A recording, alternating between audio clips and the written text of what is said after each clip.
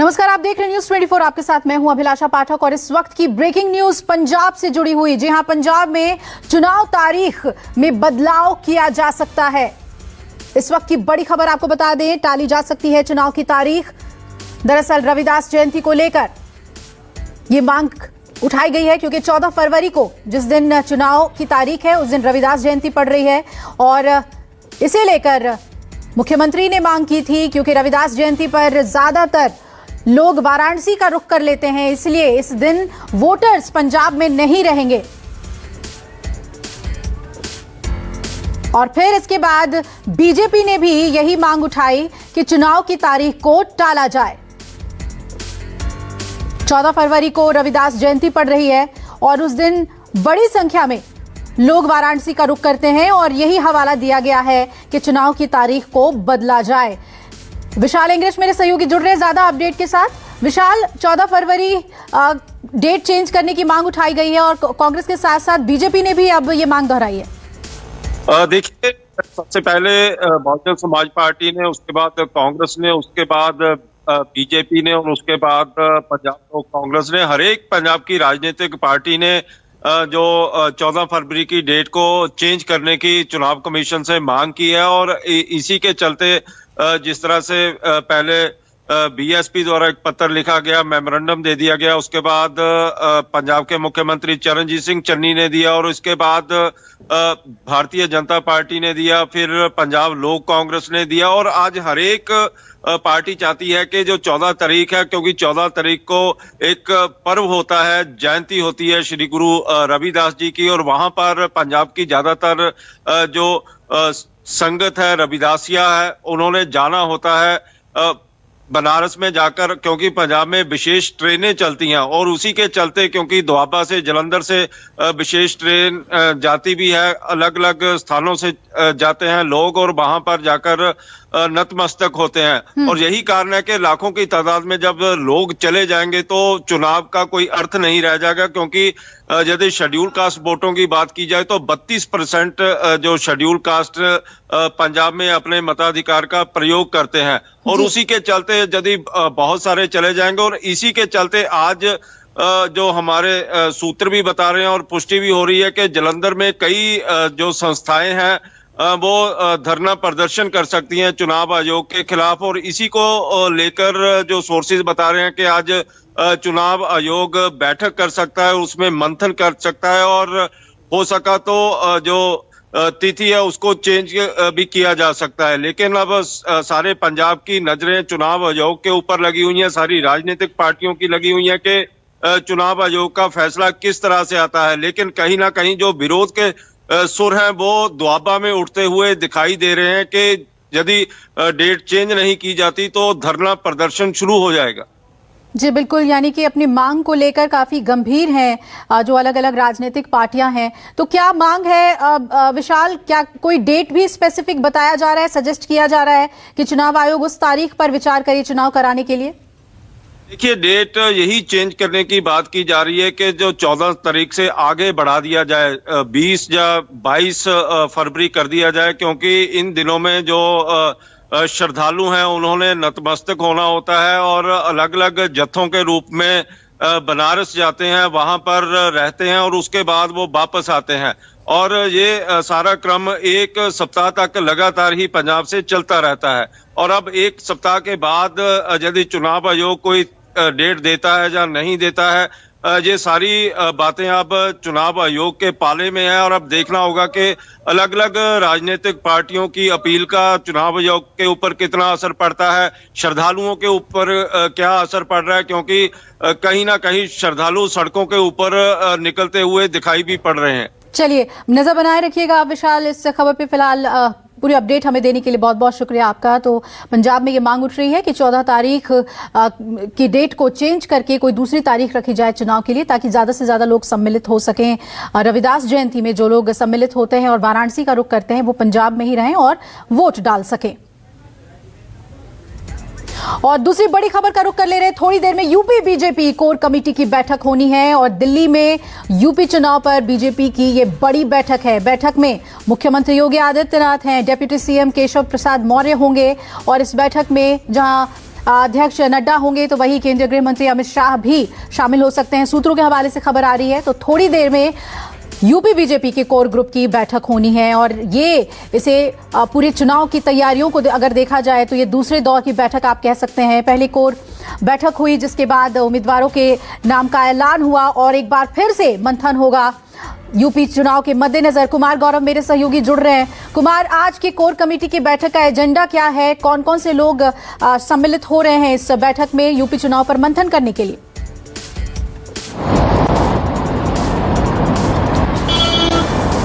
देखिए, बिल्कुल उत्तर प्रदेश चुनाव को लेकर पहले 3 चरणों के उम्मीदवारों की सूची तय कर ली गई थी, जिसमें 2 चरणों के उम्मीदवारों की सूची जारी कर दी गई थी। लेकिन आज शाम में 5 बजे के आसपास उत्तर प्रदेश कोर ग्रुप की दोबारा बैठक शुरू होगी, जिसमें केंद्रीय मंत्री राजनाथ सिंह वीसी के जरिए जुड़ेंगे और जेपी नड्डा वीसी के जरिए जुड़ेंगे और वहीं केंद्रीय गृह मंत्री अमित शाह बैठक में रहेंगे। मुख्यमंत्री योगी आदित्यनाथ होंगे। दोनों डिप्टी सीएम केशव मौर्य, दिनेश शर्मा और पार्टी के प्रदेश अध्यक्ष स्वतंत्र देव सिंह समेत सुनील बंसल और संगठन से जुड़े हुए नेता इसमें मौजूद रहेंगे।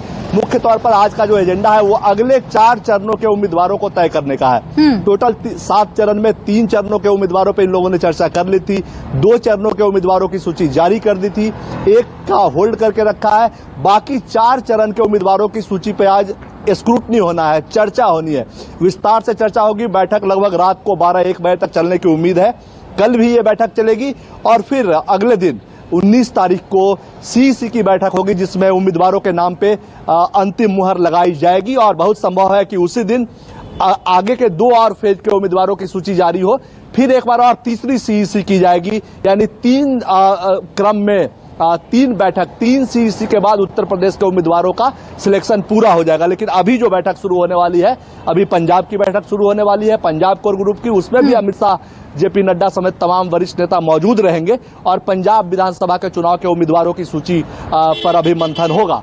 जी बिल्कुल बने रहिए आप कुमार। तो यूपी चुनाव के मद्देनजर ये कोर बैठक है जिस पर नजर हमारी लगातार बनी हुई है। दूसरी तरफ जैसा कि कुमार बता रहे थे कि पंजाब को लेकर भी मंथन होगा उम्मीदवारों को लेकर, लेकिन बड़ी चुनौती इस वक्त बीजेपी के लिए है उत्तराखंड में जो असंतोष है पार्टी के अंदर उसे खत्म करने की, क्योंकि हरक सिंह रावत ने पार्टी से इस्तीफा दिया, फिर उनको पार्टी से निष्कासित किया गया है। तो उत्तराखंड में एक तरह से विद्रोह के सुर सुनाई दे रहे हैं जिसे खत्म करने में बीजेपी जुटी हुई है। बीजेपी के सांसदों टिकट के ऐलान के पहले टीम को एक्टिव किया है, आपको बता दें, और टिकट पर नाराजगी खत्म करने की कोशिश है, क्योंकि उम्मीदवारों के नाम का ऐलान होना है, लेकिन जिन लोगों के नाम इस लिस्ट में नहीं होंगे जाहिर तौर पे उनकी नाराजगी देखने को मिलेगी। तो विद्रोह के सुर को कैसे थामा जाए, रोका जाए, इस पर खास तौर पर बीजेपी की नजर रहेगी, कोशिश और कवायदें होंगी।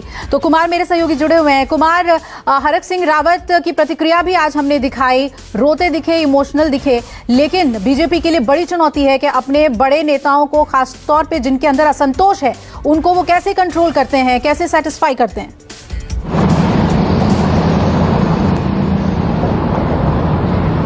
देखिए, जाहिर तौर पे उत्तराखंड बीजेपी के लिए एक बड़ी चुनौती है। उत्तर प्रदेश में चुनावी लड़ाई कठिन है क्योंकि समाजवादी पार्टी भी एक्टिव है और तमाम दोनों एक दूसरे दल से पार्टी नेताओं का आना जाने का सिलसिला जारी है। लेकिन उत्तराखंड भी एक बहुत बड़ी चुनौती है बीजेपी के लिए। 5 साल की सरकार उन्होंने चलाई है। तीसरे मुख्यमंत्री अभी काम पुष्कर सिंह धामी आखिरी मुख्यमंत्री है। तीसरे मुख्यमंत्री 5 साल में 3 मुख्यमंत्री बीजेपी को बदलना पड़ा।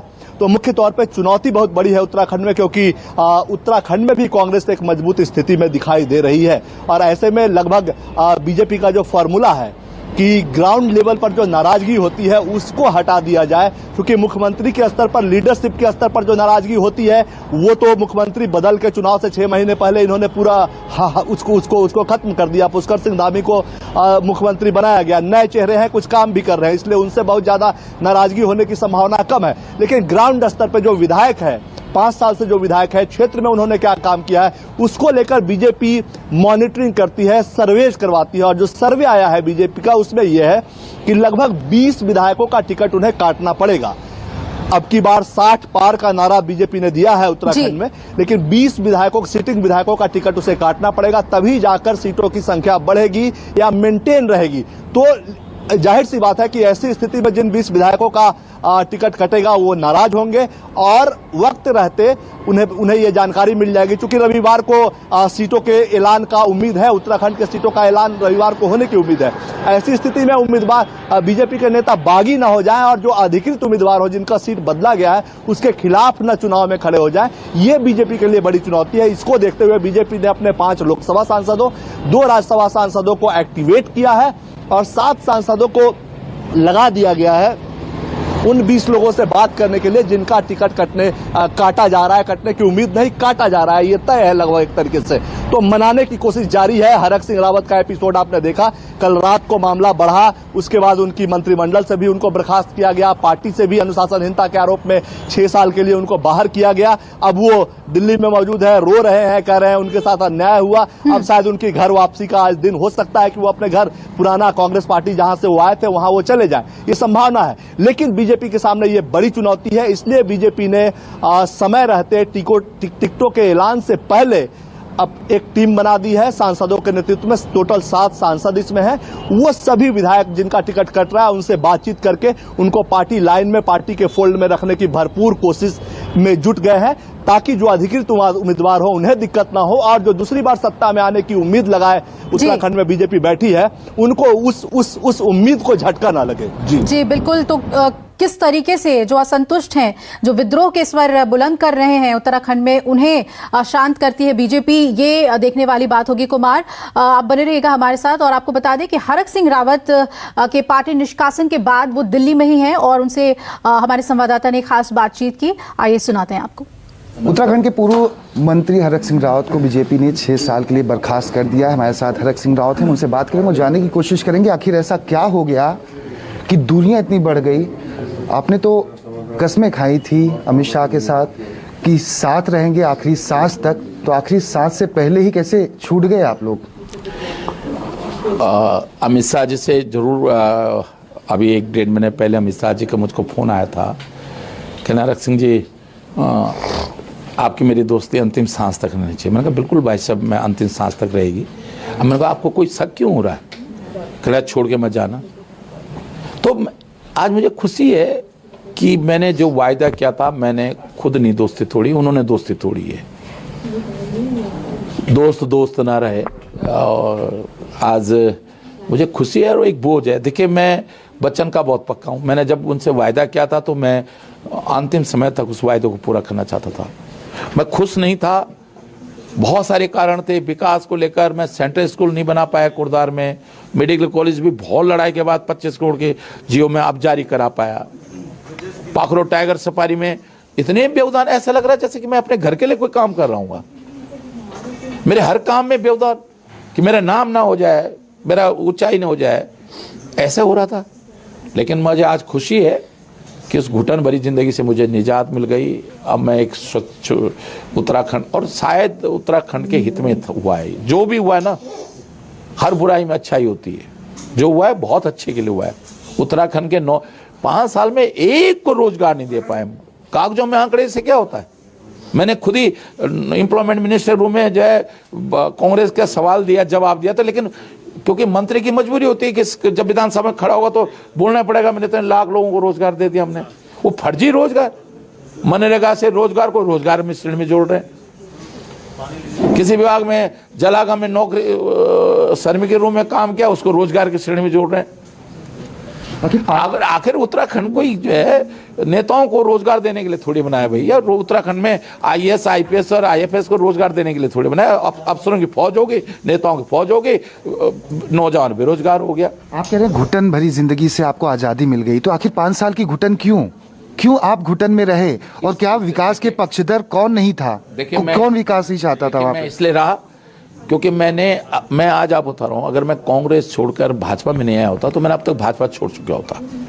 लेकिन मुझे लगा कि यार लोग मुझे क्या आरोप लगाएंगे, रोज पार्टी बदल देता है। तो हरक सिंह रावत के साथ कुछ और लोग भी कांग्रेस का रुख कर सकते हैं। तो बीजेपी के लिए ये चुनौतीपूर्ण स्थिति है उत्तराखंड में, ठीक चुनाव से पहले। एक छोटे से ब्रेक के लिए यहाँ पर रुक रहे हैं। आप बन रहेगा न्यूज़ 24 के साथ। नमस्कार, मैं हूं मानक गुप्ता। अगर आपको हमारा ये वीडियो पसंद आया हो तो इसे लाइक और शेयर जरूर करें। और हां, हमें सब्सक्राइब और फॉलो करना ना भूलें ताकि आप देश और दुनिया की कोई खबर मिस ना करें। तो जुड़े रहिए हमारे साथ और देखते रहिए News 24।